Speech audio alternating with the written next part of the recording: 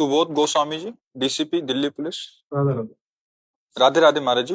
वंदनीय गुरुदेव, आपके चरणों में कोटि कोटि प्रणाम। गुरुदेव, बड़े शहरों में नशा आम होता जा रहा है, विशेषतः छोटे छोटे बच्चे नशे के इंजेक्शन मैक ले रहे हैं। गुरुदेव, नशे के कारोबारी भी पूजा पाठ इबादत करते हैं, फिर भी क्यों उन्हें ईश्वर के न्याय से डर नहीं लगता? वो पूजा पाठ इबादत नहीं होती है, वो नाटक होता है। अधर्म आचरण करने वाला, पापाचरण करने वाला, भगवान के वचन है, पापवंत कर सहज स्वभाव, भजन मोर ते भाव न काऊ। यदि नौटंकी नाटक में कोई साधु का वेश रख करके पूरा स्वांग करता है तो क्या उसको सत्य मार्ग का पथिक माना जाएगा क्या? आप विचार करके देखिए, नाटक में उसने साधु का स्वांग लिया है और पूरा वो साधु का स्वांग कर रहा है, तो क्या वो सत्य मार्ग का पथिक माना जाएगा क्या? क्या वो भगवदी आदर्श पुरुष हो सकता है क्या? नहीं ना। ऐसे ही जो भगवान की आज्ञा का उल्लंघन करके, शास्त्र की आज्ञा का उल्लंघन करके मनमानी आचरण करता है, वो किसी भी तरह की कोई भी पूजा करता हो, वो केवल स्वांग है, पूजा नहीं है। सत्य पर चलने वाला एक भी फूल ना चढ़ाए तो उसके पांचों प्राण भगवान में समर्पित हैं और वो सच्चे पूजा कर रहा है भगवान की। भले वो फूल चंदन न चढ़ाता हो, लेकिन वो सत्य पे चलता है, वो सच्चा पुजारी है। और असत्य आचरण, पाखंड, बेविचार, नाना प्रकार के दोष करता है और बड़ी बड़ी आरती पूजा, तो बिल्कुल वो पूजा नहीं, वो नौटंकी का स्वांग है। वो थोड़ी देर के लिए रोल कर रहा है, उसको कोई भगवान से अपनापन नहीं। भगवान की आज्ञा और भगवान के अनुशासन का यदि त्याग करे तो भगवान का सेवक नहीं कहलाता है, वो केवल नाटक होता है। अब वो किसी भी डिपार्टमेंट का हो, चाहे साधु डिपार्टमेंट हो, चाहे वो जनरल डिपार्ट, किसी भी अधिकार पद पे हो, यदि वो सत्य को स्वीकार नहीं करता, हमारी भारतीय शास्त्रीय संविधान को स्वीकार नहीं करता, वो केवल स्वांग है, स्वांग। अच्छा, इन लोगों की जो उन्नति दिखाई देती है उसका आंतरिक रहस्य है। हमारे भागवतिक विधान का एक नियम है कि जैसे आप अच्छे कर्म शुरू करो, बहुत धर्म से चलना, नियम से चलना, अब आपका पाप कर्म आपके ऊपर हावी कर दिया जाएगा, ये विधान है। क्योंकि पूर्व का जो पुण्य है और अब आप सत्कर्म में चल रहे हो, तो आपका जो बीच में पाप कर्म बाधा पहुंचाएगा, उसको पहले नष्ट किया जा रहा है। उल्टा सीधा जैसा भी भगवान को नजर आया भोगवा करके। अब उस समय जब कोई धर्मात्मा पुरुष सत्संग नहीं करता तो उसको लगता है जब से हमने भजन का नियम लिया और सत्य और धर्म पे चलना शुरू किया, तभी से मेरी ये अव्यवस्था, विपत्ति, संकट आ गए। वो समझ नहीं पा रहा है, उसके दुष्कृतों का नाश किया जा रहा है, क्योंकि वो सत्य मार्ग पर चल रहा है। सत्य मार्ग के चलने का परिणाम वो पूर्व के सुकृत जिस दिन मिलेंगे उसको कोई कभी परास्त नहीं कर सकता, महासुख को प्राप्त होगा। और जब कोई अधर्माचरण करने लगता है तो उसका पूर्व का जमा हुआ, ऐसा नहीं कि उसके पास पुण्य नहीं है, पूर्व का जमा हुआ पुण्य उसको जोड़ दिया जाता है। अब वो अधर्माचरण करते हुए सफलता को प्राप्त होता है। वो समझता है कि देखा, मेरा कौन बिगाड़ सका। लेकिन जिस समय उसका सुकृत खत्म होगा और वर्तमान का दुष्कृत और पूर्व का दुष्कृत दोनों मिलेंगे तो ऐसा ब्लास्ट होगा, कुल परिवार सब नष्ट हो जाएगा, कोई उसे पानी देने वाला नहीं रहेगा। और ऐसे भयानक कष्ट को देख लेना, किसी को भी देख लेना, परिणाम में देख लेना, थोड़ा समय लगता है। तो ये जो आरती पूजा और ये जो ऑफिस के बाद कुकर्म, अधर्माचरण, इनका कोई महत्व नहीं आरती पूजा का, सच्ची मान लेना। महत्व तब है जब आदेश के अनुसार चलो। हम आपसे कह रहे हैं कि आप ऐसा कीजिए, आप उसका उल्लंघन करके आप हमें माला पहनाइए, चंदन लगाइए, तुम्हारी छाती जलेगी, तुम पर प्रसन्न नहीं होगी। तो ऐसे भगवान का वही भक्त है, भगवान की वही उपासना है जो ठीक से चले। अब सबसे बड़ी कमी हो रही है कि ना हमें सत्संग मिल पा रहा है, नए बच्चों को सत्संग नहीं मिल पा रहा है। शास्त्र स्वाध्याय की तो कहीं रुचि की गुंजाइश ही नहीं रह गई। अगर कहीं किसी को प्रेरणा भी मिले तो मित्रगण उसे कह देते हैं सब पंडितों की गप्पे लिखी हुई शास्त्रों में क्या। तो शास्त्र स्वाध्याय करने पर पुण्य होता है, बुद्धि पवित्र होती है, और फिर मनुष्य का क्या कर्तव्य निर्णय होता है। अब नवयौवन अवस्था में एक आनंद की उमगन होती है, उस उमगन को यदि सही मार्ग में न लगाया गया तो बेविचार में, व्यसनों में, हिंसा में, इसमें वो अब कैसे सुधारा जा सकता है? क्योंकि सुधरना चाहे तो सुधारा जा सकता है। माता पिता अपने बच्चों को बैठाल करके सतमार्ग का उपदेश करें, पर खुद सतमार्ग में नहीं तो वो कैसे उपदेश करें?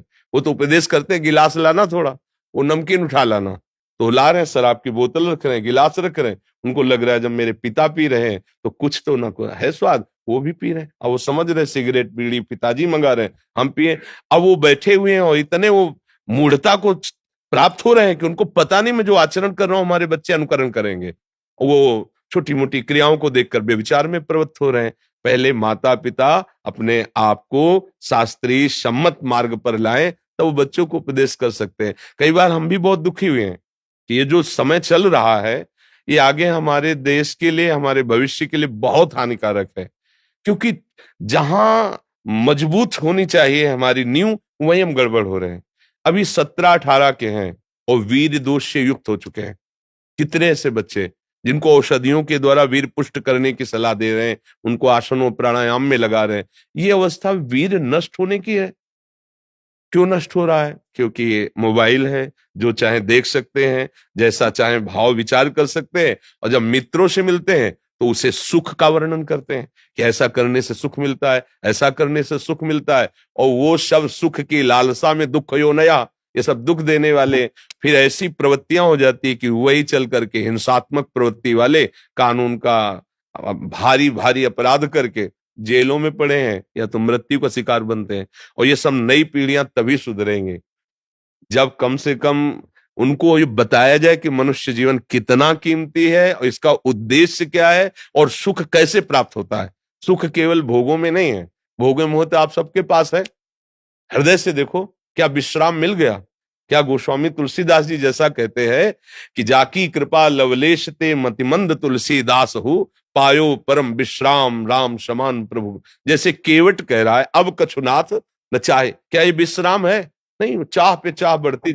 इसका मतलब अभी हम सही सुख को नहीं भोगा। अगर सही सुख मिल जाएगा तो रोम रोम प्रफुल्लित होकर सुधारा बहेगी और हृदय से भगवान से भी कहोगे कि अब कछुनाथ न चाहे। प्रभु आपने जो दिया आप नहीं चाहिए, बहुत है, बस आप अपना प्रेम दीजिए।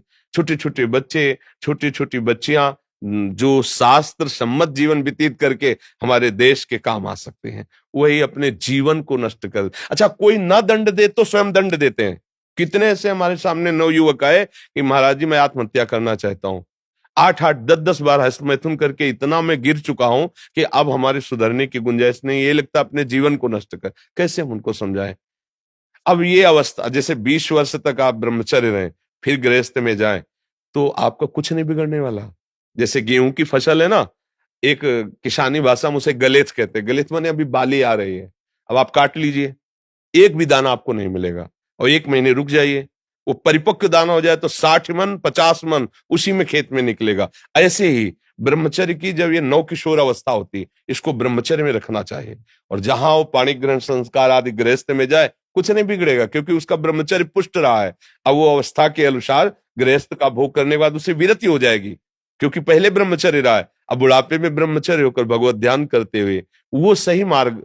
अब शास्त्र और अध्यात्म और ये सब कौन सुनना चाहता है? विचार कौन चलना चाहता है?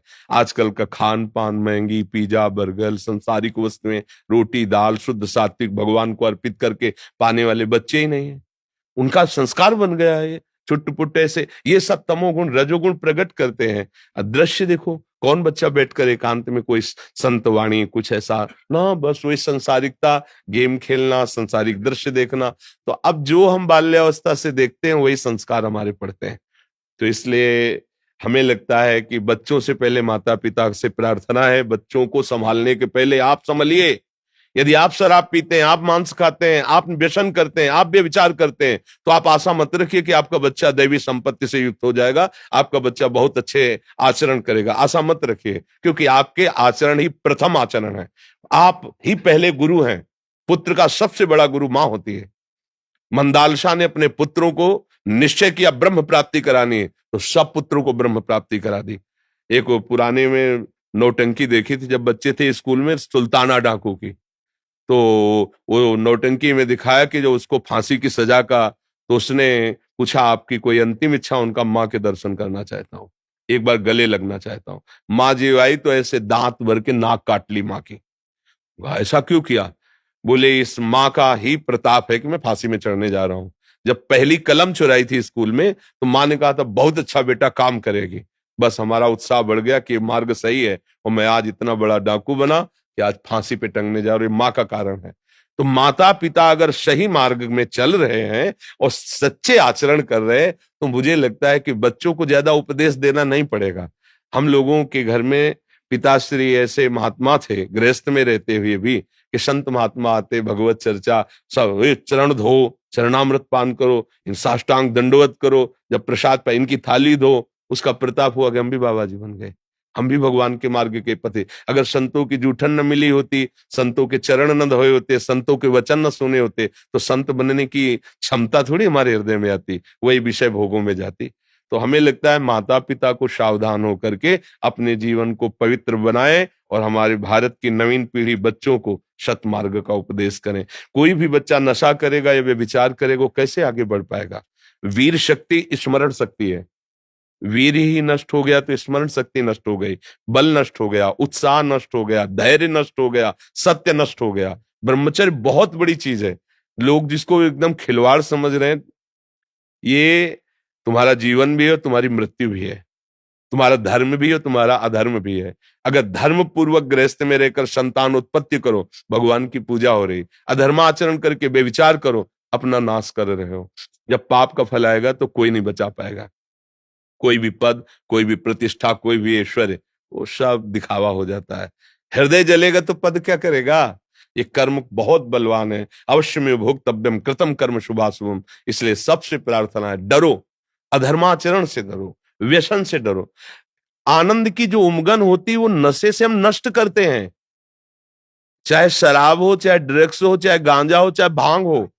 एक हमारे अंदर स्वाभाविक आनंद है, ईश्वर अंश जीव अविनाशी चेतन अमल सहज सुख राशि। उसका जो सहज सुख आनंद उमगन होता है वो प्रमाद स्थिति, उसको मार्ग सही नहीं मिला, इसलिए उस उमगन में वो नशा सीख जाता है कि और आनंद आएगा, जबकि वो आनंद का नाश कर रहा है। अगर कोई नशा न करे तो खुद पता चलेगा, हृदय एक शीतल, एक शांत रहेगा। धर्म से चलने वाले को एक बहुत बड़ा पुरस्कार मिलता है, विवेक, कहीं नहीं फंसने देता।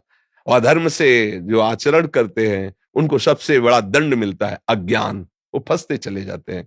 भगवान का नाम जप करे, कोई भी व्यसन माता पिता ना करे। अगर बुराई तुम्हारे अंदर आ गई तो धीरे धीरे छोड़ने की कोशिश करो, तभी तुम आगे बढ़ पाओगे। अब आजकल हम देखते हैं, जैसे किसी बच्चों से पूछते तुम ऐसा क्यों सीख गए, तो उनका हमारे पिताजी मांगते थे तो हम लेकर के उठा के देते थे, तो फिर हमें लगा कि हमको भी करना चाहिए। जब स्वयं तुम्हारे अंदर सत्य विराजमान, फिर तुम सत्य का उपदेश करो तो लागू हो जाएगा। और सत्य नहीं है और फिर उपदेश, तो इसीलिए हमारा समाज जो है वो पतन की तरफ बढ़ता चला जा रहा है। बहुत कठिन है सत्य मार्ग पर चलना, बहुत कठिन है। हर क्षण वृत्तियां विषयों की तरफ आकर्षित होती, उनसे लड़ करके और भगवान का चिंतन, वो आपके सबके हृदय में देख लो ना, भगवान का चिंतन करने के लिए कितनी बड़ी अंदर जो ताप उत्पन्न होती, क्लेश शक्ति, उसको सहना होता है। मन बार बार विषयों में जा रहा है, उस विषयों से हटाकर उसको प्रभु में लगाना। फिर वो जो बोलेगा कि विषय बंधन है, इसे त्याग दो, तो अब जाओ, ये तुम्हारे छा जाएगा भूत की तरह। विषय बंधन है, उसे त्याग दो, क्योंकि उसने स्वयं त्यागा है। अगर स्वयं त्यागा नहीं, फिर काम। एक संत के पास एक माँ गई, मेरा लड़का बहुत गुड़ खाता है, आप इसको रोक दीजिए तो मान जाएगा। उनका एक हफ्ते बाद आना, एक हफ्ते बाद बोले, बेटा गुड़ खाने से दांत खराब हो जाएंगे, पेट में कीड़े पड़ जाएंगे, मत पाना। बोले, बाबा अगर यही बोलना था तो उस दिन बोल देते ना। बोले, हम खुद खाते थे, इसलिए एक हफ्ता छोड़ दिया, अब आगे जीवन में नहीं खाएंगे, तब हम उपदेश देंगे। उपदेश तब लागू होता है जब स्वयं के आचरण पवित्र हो और जीवन का लक्ष्य सत्य हो, तो लागू हो ना। हमारे अब समाज में सत्य की तरफ बढ़ने की उमगन रह गई है, क्योंकि सबकी बुद्धि इस बात में बैठ गई कि धन ही सुख का कारण है, धन से भोग, भोगों में सुख, और यही आसुरी प्रवृत्ति है। इसी के कारण बड़ी बड़ी हिंसाएं, बड़े बड़े छल कपट व्यभिचार इसी के कारण बढ़ रहे हैं।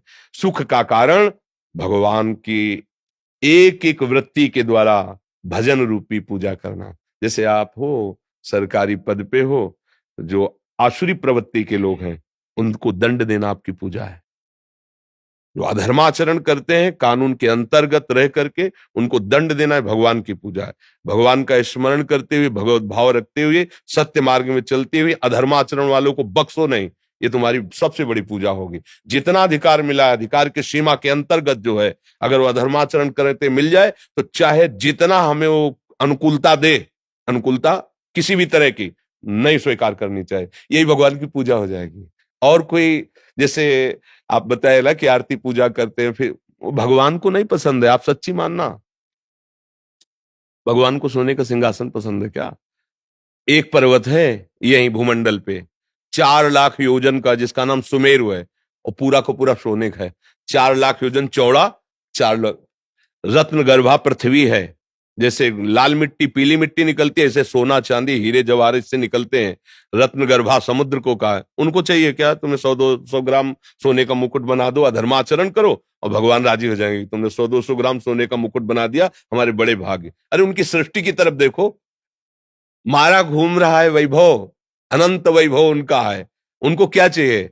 उनकी आज्ञा का पालन करो, सत्य मार्ग पे चलो। तो यह धर्माचरण वाले को, लोगों को ऐसा भ्रम रहता है कि बर्फी पेड़ा चढ़ा देंगे, थोड़ा सोना चांदी रुपया पैसा, तो भगवान हमारा बैलेंस बनाए रखेंगे, कि हम पापाचरण करेंगे वो हमारी रक्षा करेंगे। कदापि नहीं। भ्रम में ना हो जाए। जैसे किसी को भ्रम रहता है ना कि पापाचरण करूंगा, पैसा कमाऊंगा, उसमें से कुछ हिस्सा साधु महात्माओं को दे दूंगा, वो भजन करते हैं, हमारा मंगल हो जाएगा। नहीं, बड़ा भारी हानि होगी। जिनका प्रश्न भी है, है? इनका प्रश्न भी है, कुछ दान करके वो अपनी काली कमाई को सफेद करते हैं, क्या ये उचित है? बिल्कुल, ये बहुत बड़ा दंड है। क्योंकि अगर तुम ये चाहते हो कि अधर्माचरण करके किसी साधु को, तो आपका धर्माचरण का धन जब उसके पास जाएगा तो उसकी बुद्धि भ्रष्ट होगी, और जब उसकी बुद्धि भ्रष्ट होगी तो भजन के त्याग कराने का अपराध और वह धर्माचरण का अपराध मिलकर तुम्हें नष्ट कर देगा। इसीलिए हम कहते हैं, सभा में कई बार कहा, तुम्हें ठाकुर जी की कसम है, यहां कोई भी अधर्माचरण का अर्थ मत चढ़ा देना। क्योंकि पूरा जीवन जिन बच्चों ने अपने भगवान के लिए अर्पित किया है, तो भीख मांगकर ब्रजवासियों के टुकड़े पाकर हमें प्रभु से चाहिए। तुम ऐसा मत सोचना कि यहाँ आकर के अधर्माचरण का रख जाओ, मंगल हो जाएगा। हमारी तरफ से पहले कसम है तुम्हें कि तुम्हारा भी अमंगल होगा, और हमारे अमंगल को तो हमारे भगवान बचाएंगे ही। भीष्म जी सरसैया पर पड़े हुए थे। महाराज युधिष्ठिर ने जब प्रश्न किया और भगवान ने भी प्रोत्साहित किया भीष्म जी को कि उत्तर दीजिए, तब भीष्म जी ने उपदेश शुरू किया, तो द्रौपदी जी ने हंस दिया। भीष्म जी ने कहा, हंसी क्यों बच्चा? तो उनका, पितामह ये प्रवचन मुझे आज अच्छे नहीं लग रहे आपके, क्योंकि सभा में चिल्ला चिल्ला के मैं पूछ रही थी जब मुझे लाया जा रहा था कि महाराज युधिष्ठिर अपने को पहले हारे हैं या मेरे को। सब सभा में बैठे आप भी थे, मुझे भरोसा था कि अगर आप खड़े हो गए और बोल दिए तो मेरी वो दुर्दशा ना होती जो हो रही थी। बाल खींच के एक वस्त्र रजस्वला में सभा में घसीट के लिए आप कुछ नहीं बोले थे। कहां गया ये धर्म का ज्ञान का उपदेश आपका? तो उन्होंने कहा, बेटी मेरी बुद्धि भ्रष्ट हो गई थी। पापी दुर्योधन का पक्ष और अन्न खाने से मेरी 6 महीना बाणों की सैया में पड़ा पड़ा रक्तस्राव हो गया है। भीषण कष्ट पा रहा हूं। अब मैं पवित्र हो गया हूं, इसलिए जो प्रश्न करोगे सही उत्तर दूंगा। उस समय मेरी बुद्धि शुद्ध नहीं थी जो मैं उत्तर दे देता। तो उन्होंने उदाहरण दिया कि एक परमहंस जी जंगल में रहते थे, कंदमूल फल आदि खाते थे। तो एक राजा वहां गया, जब देखा कि वो ध्यानस्थ है तो इंतजार करता रहा। फिर प्रणाम किया और कहा, महाराज कृपा करो, आप जैसे विरक्त महापुरुष हमारे घर में आएंगे तो हमारा गृह पावन हो जाएगा। तीर्थी कुर्वन्ते तीर्थानि, आप जैसे महात्मा चरण रख दें, वो स्थान तीर्थ हो जाता है, तीर्थों को भी तीर्थत्व प्राप्त होता है। तो सोचा कि अधिकारी है, शास्त्र ज्ञानी है और संतों पर श्रद्धा करता है।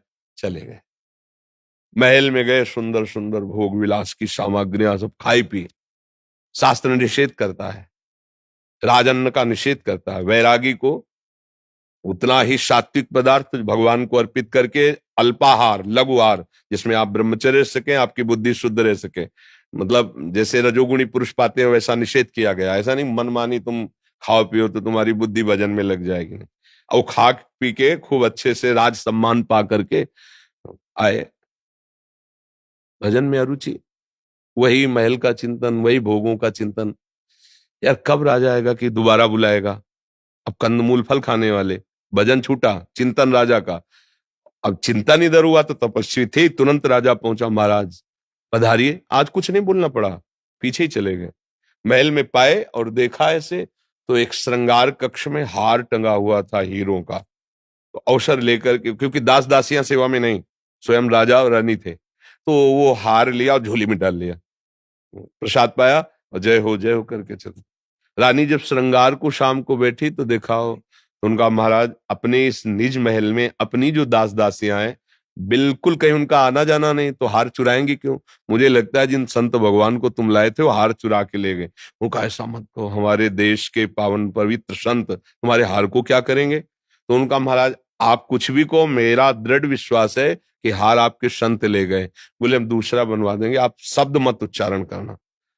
अब 5-7 दिन के बाद उन्होंने फल लाने के लिए झोली में हाथ डाला तो हार देखा, तो कहा, ये क्या मेरी बुद्धि भ्रष्ट हुई, मैं इसे क्या करूंगा, अरे मेरे से तो अपराध बन गया।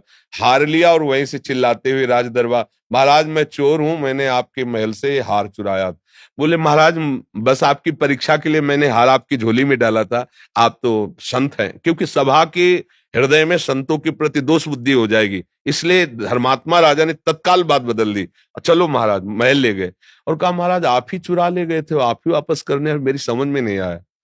तो बोले जिस दिन आपका अन्न खा के गए उस दिन से मेरी बुद्धि भ्रष्ट हो गई, राजन के कारण मेरी स्वर्ण चोरी करने की, रत्न चोरी करने की प्रवृत्ति जागृत हुई, और जब 7 दिन से मैं भूखा हूं क्योंकि मुझे कुछ अच्छा नहीं लग रहा था, आज मैं कंदमूल फल लेने के लिए झोली निकाला तो उसमें हार मिला, तब मुझे समझ में, महाराज ये आपके अन्न का प्रभाव है कि मुझ तपस्वी को चोरी करने के लिए विवश कर दिया। भीष्म जी ने कहा बेटी अन्न का प्रभाव इतना बड़ा होता है कि मैं सब ज्ञान रखने वाला उस समय उत्तर नहीं दे सका। तो ये जो लोग सोचते हैं ना कि अधर्म आचरण करके दान पुण्य मंदिर, कुछ नहीं, धर्म के द्वारा कमाए हुए धन का विभाग करो, एक मूल के लिए जमा करो, एक परिवार के पोषण के लिए जमा करो, एक आगामी व्यापार की उन्नति के लिए, और उसका कुछ भाग गरीबों की सेवा, गौ सेवा, अनाथ है, बीमार है, कोई संत महात्मा भूखा प्यासा, अतिथि सेवा, ये शास्त्र विधान है धर्म के कमाए हुए से। जिन लोगों का ये कहना ना कि अधर्म में इतने % दे दो, तो दोनों एक ही बात है, अंतर नहीं है, एक ही बात है, मतलब वो एक ही डिपार्टमेंट है। नहीं तो धर्म ऐसा कभी आदेश नहीं करता कि तुम हिंसा करो, पापाचरण, चोरी करो और दान कर दो तो तुम परम पवित्र सुखी हो जाओ, ऐसा कभी नहीं, कहीं नहीं, किसी शास्त्र में नहीं है।